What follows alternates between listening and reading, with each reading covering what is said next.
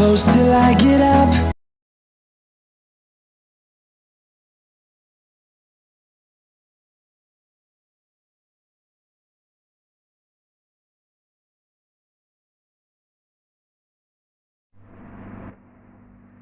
Hello students, class 11th, chapter 5, accounting standards and IFRS. There are the some major terms.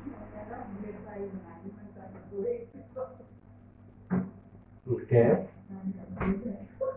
accounting standard, Indian accounting standard, international accounting standard, and followed by international financial reporting standards. ये terms हैं, ये 2 दिन से आपके सामने आ रही हैं। Gap के ऊपर आपने पढ़ा है, इंडियन IFRS के ऊपर दोनों की लिस्टिंग से मैं पढ़ ली, तो 2-3 टर्म और सामने आ रही हैं, इनको भी हम क्लियर करते हैं कि गैप ये इम्पोर्टेंट है। जब आप थोड़ा सा आगे बढ़ेंगे अकाउंट्स को लेकर तो ये चीज़ें आपके लिए बड़ी इंपॉर्टेंट हो जाएंगी, अकाउंट्स में भी as well as the business studies में भी। फ्यूचर में MBA करोगे, CA करोगे तो सबके लिए बेसिक्स हैं।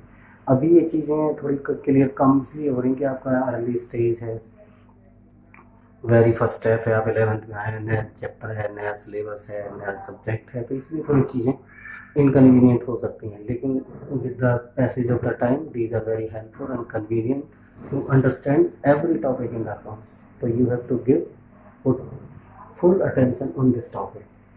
गैप, अब गैप में देखिए, एक था इंटरनेशनल गैप।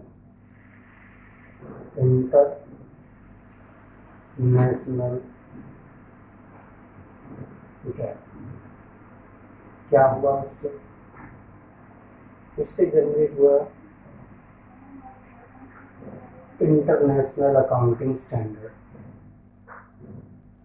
और ये किसने अडॉप्ट किया? ये यूके ने अडॉप्ट किया, यूरोपियन कंट्री यानी यूरोपियन यूनियन ने अडॉप्ट किया। और उसके बाद आया IFRS। पहले भी हमने इसको पढ़ाई थी, ध्यान से देखो। पहले इंटरनेशनल गैप, फिर इंटरनेशनल अकाउंटिंग स्टैंडर्ड जो यूके और यूरोपियन यूनियन ने अडॉप्ट किया, और उसी के बाद क्रिएशन हुई किसकी? IFRS की। ठीक है, ये किसने किया था? एक बोर्ड ने जनरेट किया था। उसके बाद इंडियन, यहाँ पर हम बोलते हैं नेशनल गैप। नेशनल गैप, और नेशनल गैप में क्या हुआ? उससे क्या हुआ था? अकाउंटिंग स्टैंडर्ड जनरेट हुआ, अकाउंटिंग स्टैंडर्ड इंडिया। हम इस स्टेप पर पहुंचे, और उसके बाद जब इंटरनेशनल चीज़ों का हम ग्लोबलाइजेशन का टाइम है, तो एक कंपनी दूसरे स्टेट कंट्री में है और एक कंपनी दूसरे कंट्री में है, यदि दोनों को यदि कोई आपस में टेक ओवर करती है एक दूसरे को, तो फिर आपको असेस करने में कुछ रूल रेगुलेशन होने चाहिए। तो वो यही चीज़ें हैं जिनकी वजह से वो असेसमेंट होती है। तो फिर इंडियन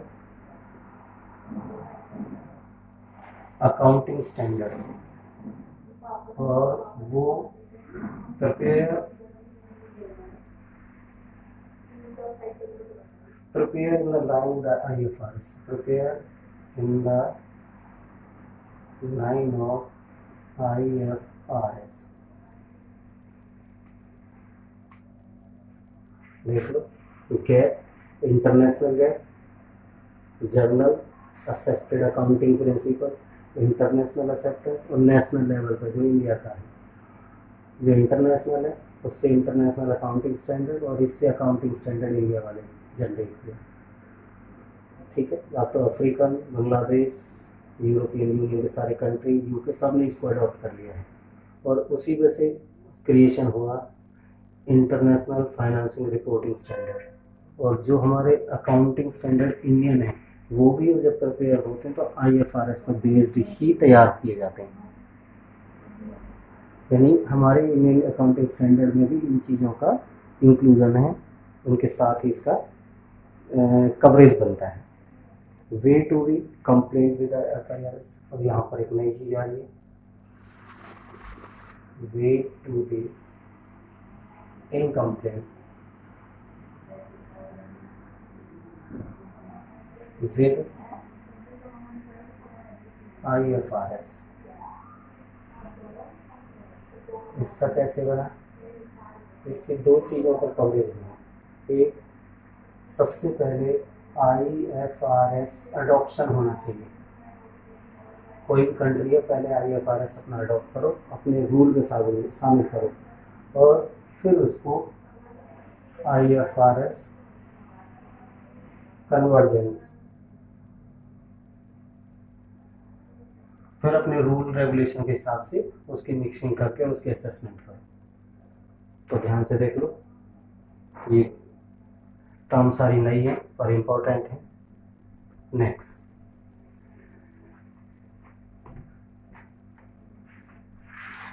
पॉइंट हमारा आ रहा है पर्पज ऑफ IFRS।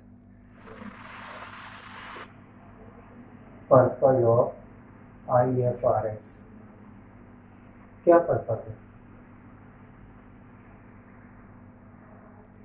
ठीक, एक है यूनिफॉर्मिलिटी, यानी यूनिफॉर्मिटी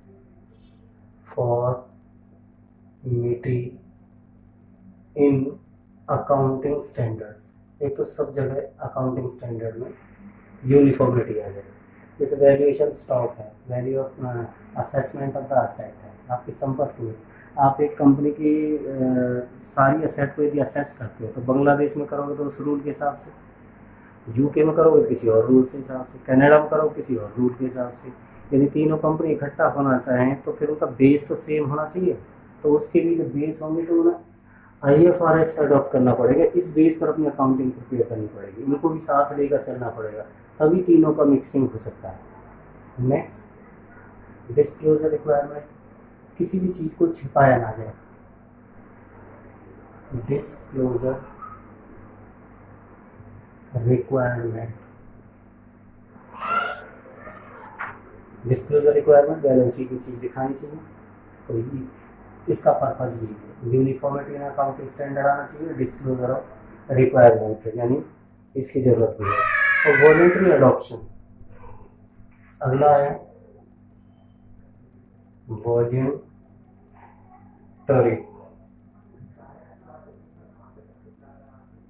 अडॉप्शन। ठीक है, ये वॉलंटरी अडॉप्शन। और वॉलंटरी अडॉप्शन में 2-3 पॉइंट है। नंबर 1 देखो क्या है। एक तो इंडियन अकाउंटिंग स्टैंडर्ड के भी, जो इंडियन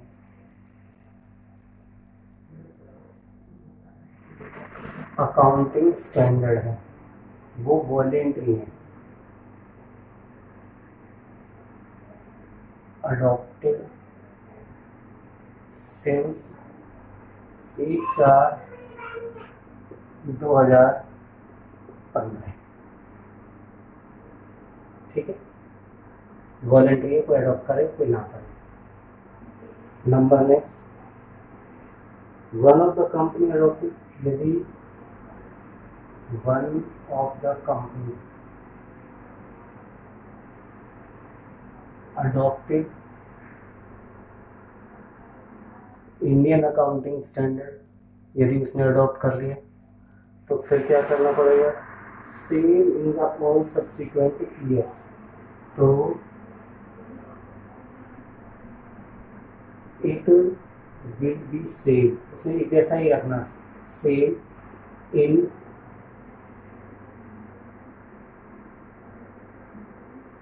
सब्सिक्वेंट ईयर्स। आने वाले समय में उसे इंडियन अकाउंटिंग स्टैंडर्ड ही मेंटेन करके रखना पड़ेगा। इसके बाद ये रूल हमने बना रखा है। उसके बाद compare financial statement, financial statement. ठीक है, तो कैसे करेंगे? यहाँ पर एक स्टेटमेंट बनाकर देखते हैं।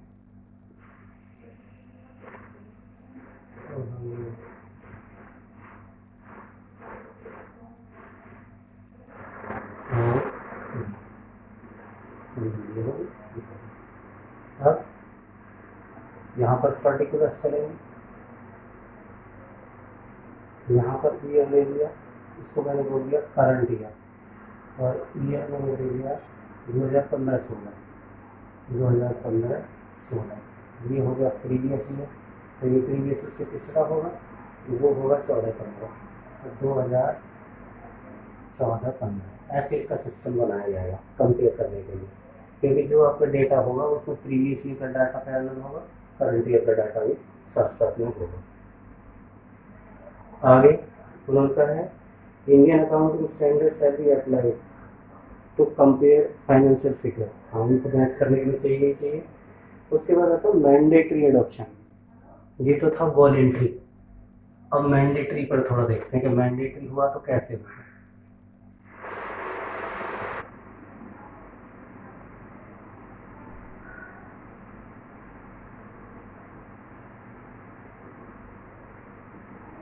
मैंडेटरी एडॉप्शन, तो मैंडेटरी एडॉप्शन में क्या है, 2-3 पॉइंट है। ऑल कंपनीज, इसमें नंबर 1, all companies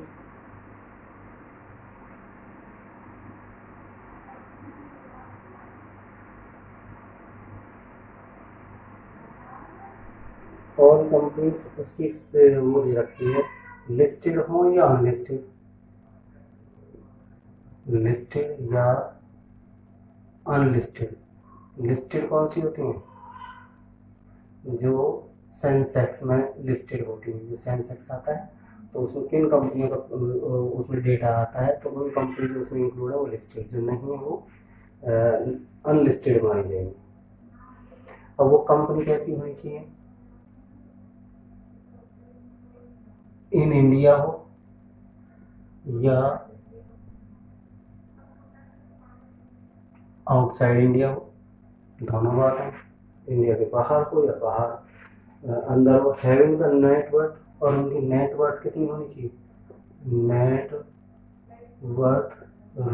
₹500 करोड़ और मोर या उससे ज़्यादा हो। ठीक, उनके लिए कंपलसरी है। क्या कंपलसरी है, IFRS। नंबर 2, फिर उसने एक पॉइंट जोड़ा है, उन्होंने कहा if Indian standard apply to any company holding subsidiary और associate company joint venture shall be mandatory adopted to irrespective net worth. यदि किसी ने इंडियन अकाउंटिंग स्टैंडर्ड अडॉप्ट कर रखा है, अडॉप्टेड है, तो वो कौन सा होना चाहिए, वो होल्डिंग कंपनी हो, सब्सिडियरी कंपनी हो, जॉइंट वेंचर हो, ठीक है, और इररिस्पेक्ट ऑफ द वर्थ वैल्यू, और उसकी worth value respect of the worth value को बगैर ध्यान में रखते हुए इंडियन अकाउंटिंग स्टैंडर्ड अडॉप्ट किया है तो मैंडेटरी है।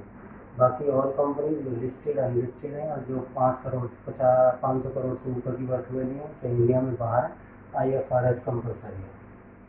उसके बाद आता है सिंस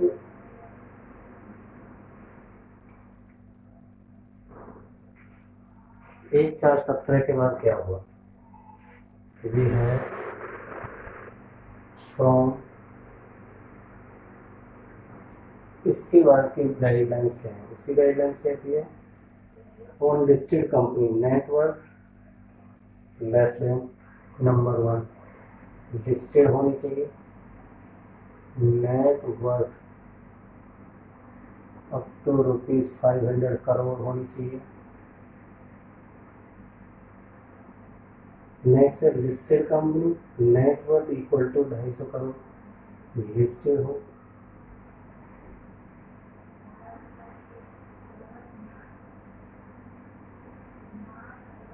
हैविंग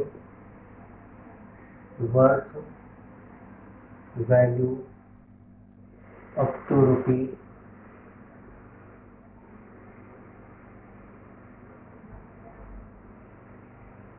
250 करोड़।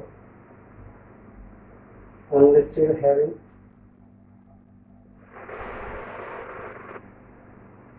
अनलिस्टेड और हैविंग कितना है इक्वल टू 250 अप टू 250 और अब इसका होना चाहिए 250 करोड़ टू 500 करोड़। ठीक है। कंपेयर इनको बैलेंस शीट कैसे बनानी पड़ेगी, कंपेयर बैलेंस शीट वही तरीका उसका भी। ये आपका करंट ईयर, ये प्रीवियस ईयर, ईयरली ईयर होंगे। ये 17-18 करंट ईयर मान लिया, 17-18 तो प्रीवियस ईयर कितना होगा 16-17। ठीक है। और अप्लाइड ऑन कंपैरेटिव और Indian accounting standard comparative base पर इसका दिया जाएगा। तो आपने simple teacher guidance to the student of the 11th class. This chapter is only knowledge based information provided to the 11th class student. They apply all the rule and regulations which are given in this chapter will apply in coming chapters as well as the business studies as well as the higher studies. So you have to notice this only for knowledge purpose.